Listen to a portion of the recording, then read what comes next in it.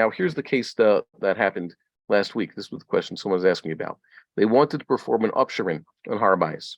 What's an Upsherin? An Upsherin is a Yiddish term for what the Sfardim knows halakha, which itself is an Arabic word.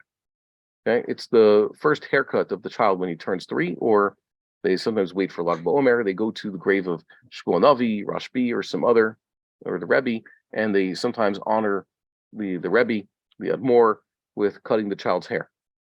And this is, even though it's not mentioned anywhere in the Talmud, it's what they do. So they wanted to do this up at the Har Bayis. And of course, they got stopped, and they said, this is ridiculous because, technically speaking, if Arabs could go, play soccer and pop wheelies on their bicycles up on Har Bayis and have picnics, and all that, then they could give the kid a little bit, a haircut on Har Bayis. But is it appropriate to do so? So I'll preface this with saying, I remember there's a guy I know, his wedding invitation, some almost 20 years ago, said that they're going to be holding the wedding in the courtyard of Beis Hashem, the temple courtyards. And if the Beis Hamikdash is not built by then, so we'll have it at some other hall in Jerusalem. Now, let's say they had gone through with this. Is it appropriate to have chuppah and kiddushin, I guess a wedding meal also, on Har Bayis? Well, it's beyond the chel; it's in the area. No, everybody went to mikvah. So is that appropriate? Is that permissible? And I'd say, well, one, the Chazal would be confused where they used to hold weddings. They would they would build a house extension for the chassan, his new wife, and they had the shushbin. It was basically the base of the chassan, somewhere on the outside. That's where they did the chuppah. It does not make sense for the wedding party to specifically go somewhere that's not his house or her house or where they were going to be living. Usually chuppah, and by the way, chuppah, Ikar Adin, is not the yichud room. It's not the formal canopy we have during the wedding service. Chuppah, according to the purists, and the way they have in the Rambam, and there are Sephardic rabbis who decry the Ashkenazic yichud room in wedding halls, chuppah means the couple go home. It's not yichud room. They have the Sheva Brachas and all that, and they walk them home, and they go into their house. They lock the door, and that's it. They're home. That is chuppah. That's halachically chuppah. So why would you do it in the Beis Hamikdash? It seems that this is a misuse of the Bayis HaGadol V'Kadosh. You're not supposed to have a wedding there. It's not your house. They barely had parties at the Beis Hamikdash. The only time was on Sukkot night, the nights of Chol Moed. Then they have Simchas Beis HaShoeva, but that wasn't for ordinary people. That was the Simcha of the Talmidei Chachamim. I don't think that's appropriate to have a wedding there. Now let's get back to the Upsherin thing. First, let's see, what is an Upsherin? I'm going to read from what Rav Tzuriel wrote a few months ago. So Rav Tzuriel says, the minhag of the Chalke eno muskar b'Chazal. This minhag of the Upsherin, it's not in Chazal, it's not in the Rambam, it's not in the Shulchan Aruch. Yet many have it because it says in their they say the tradition of Chaim Vital says, it says in Shar Kavanos, Harav Yonason Shagish. It's whatever, I don't know what that stands for. Heidli shebashana rishana kodem shalachti ani etzlo lemod imo Rizal. That first year before I went to learn from our master, of blessed memory, sholichet bidoa katan sham. He took his young son there to Mount Meron. Im kol anshe beito, along with his entire family. With sham gilachuet rosho kibin haga yedua, and there they shaved his head according to the known minhag. V'asa sham yom mishteves simcha. He made a party there. So this is the Ariz minhag, and we have Gedolei Yerushalayim, 50 years after the Ari. Rabbi Shmuel Garmizan, he's the mechaber of the responsa Mishpatei Tzedek. He writes, "Vani lo yadati ma shorish mitzvah yesh listapel kiryat tzadikim." I haven't figured out what this, they treat it like a mitzvah. I haven't figured out what the source is that they would take a haircut at the graves of the tzadikim. V'alo afilu abikur b'veit hakvarot al kiryat tzadikim eini yodea ma mitzvah yesh b'davar. This whole thing, even visiting graves for another reason, visiting tzadikim's graves, I'm not quite sure that's a mitzvah. He's saying it nicely because the Rambam says explicitly, based on Chazal, you don't go just visit cemeteries. It's a place of tumah. You go there if you have to bury someone, or you have to, disinter the bones and, do that whole thing, likud atzamos. But going to a cemetery isn't saying we do. It says this is a very Hasidish minhag. Hasidim do this. They say it has something to do with, the 3 years and orla of the tree, but that's, like I said, Chazal never says such a thing. This wasn't the minhag Klal Yisrael. This is the minhag specifically Hasidim, but that's the problem among Ashkenazic Jews and others. Anything the Hasidim do suddenly becomes Minhag Yisrael. It must be a proper thing.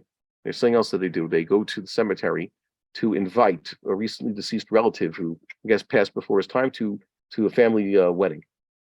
I heard about this. There was a young man who died, and his sister was to be getting married. So the family went to his grave to invite him, so to speak. That's a very, like Rabbi Grossman would say, a very heebie-jeebie thing, a very Hasidish thing to do. It's not a Litvish thing. It's not a Yekish thing to do. That's not a Maimonidean thing to do. That's not a Vilna Gaon thing to do. It's not a Chazal thing to do.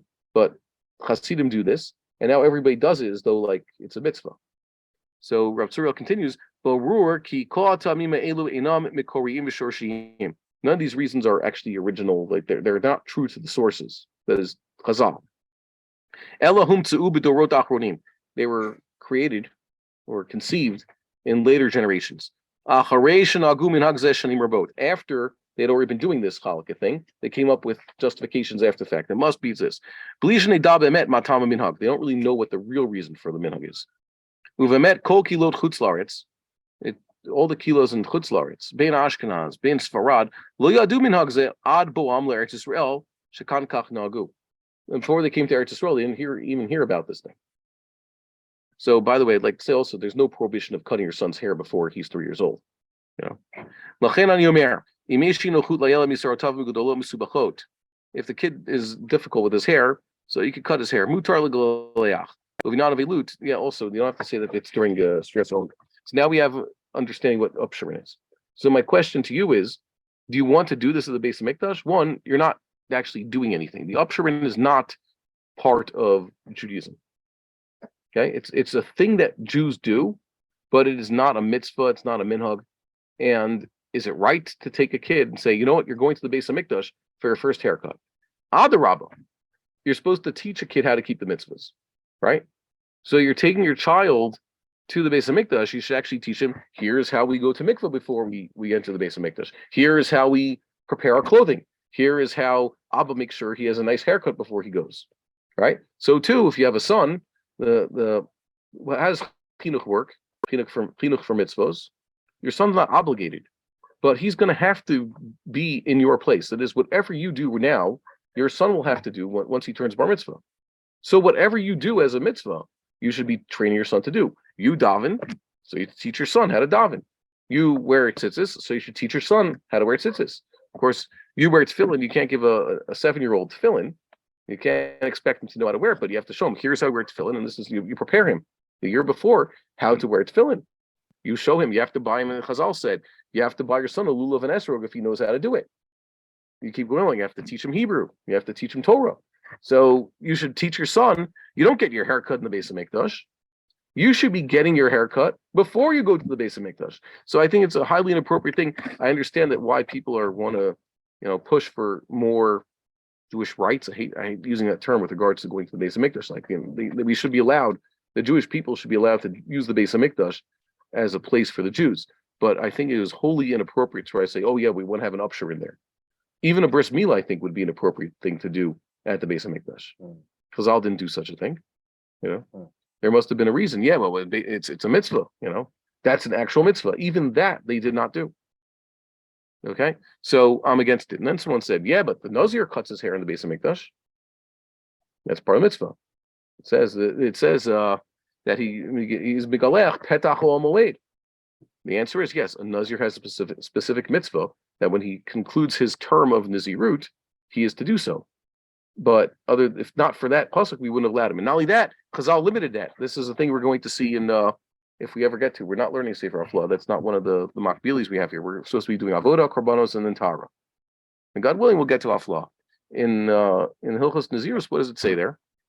It says that, this is Chazal. It says that he's supposed to cut his hair petach moed. That's where he shaves off his hair. Generally speaking, that expression petach moed means what? It literally means at the entrance of the tent of meeting, gateway to the temple. However, it's always a reference to the Azara. Okay, and that's why it says Hamizbeach Asher Petach Ol Moed. The Mizbeach that is or is at the entrance to the tent of meeting, but there's some space between the altar and the tent of meeting. It means in the temple courtyard. Okay, that's what it always means throughout Tanakh, without exception. And even in this week's parsha, Abraham put this in the what do you call it, in the Haggadah, point this out according to Onkelos and the Zohar, when it says Abraham was Petach Ohel, it means Abraham's Ohel was basically the sanctuary at the time. That was his tent, that was the sanctuary. And when Abraham is inviting these guests, it's basically he's offering sacrifice. The angels are consuming the sacrifice, so to speak. They're the fire that is raising up the sacrifice to God. That's what it means. So he was in his own temple courtyard, so to speak. And Chazal said that it's not proper for the Nazir to literally cut his hair in the temple courtyard. So what did the Chazal show us? In the outer courtyard, one of those lishachot, one of those corner rooms, that's where the Nazir cuts his hair, and that's where he throws the hair underneath the pot in which he's cooking his sacrifice. Because not right that he actually cut his hair in the actual temple courtyard. So he goes to the outer courtyard, which is Machane Levia, not Machane Shechina. And there's a specific room where he's supposed to cut his hair, not in front of everybody. So Kal v'chomer, if the Nazir has a specific mitzvah to show up in the temple courtyard with long hair and then cut it there, and Chazal limited that and said, no, he shouldn't be doing that. Send him as far out to the edges of the temple and be in this private room and do it because of the inappropriateness. Kal v'chomer, you should not be bringing other people to the temple dafka, even if they're staying outside the temple courtyards. They're now beyond the chel. They're just in the outskirts of Har Bayis. It's still Beis Hamikdash. It's inappropriate to come there to get a haircut. And it's certainly not proper Jewish education to teach a child that. You should teach a child, no, we cut our hair and we bathe and we clean our clothes before we enter the temple. So that's what I say. I wish they didn't ask me, and I would have showed them this because it's very inappropriate to do such a thing, to treat the temple. Remember, we want the temple to be rebuilt, so we have to learn how to behave in the temple. Like we said before, people shouldn't just be walking around in t-shirts on the temple. Obviously, there's higher standards of dress. It's not like Chazal said you have to wear your Shabbos clothes when you go to the temple. You have to have clean clothes. I think Rosh Chodesh or Chol Hamoed standards, basically. Okay. That's what someone's supposed to do. You should dress formally, and one, of course, like I said, no ripped clothes, clean clothes. Copy what the Kohanim say. That's what I'm basically saying. The Kohanim have a high standard, so too you should have a standard. We would like to encourage our viewers to share these videos with friends and send in your responses. If you would like to obtain Birkon Nusach Eretz Yisrael or invite the rabbi for a speaking engagement, please email us at office@machonshilo.org.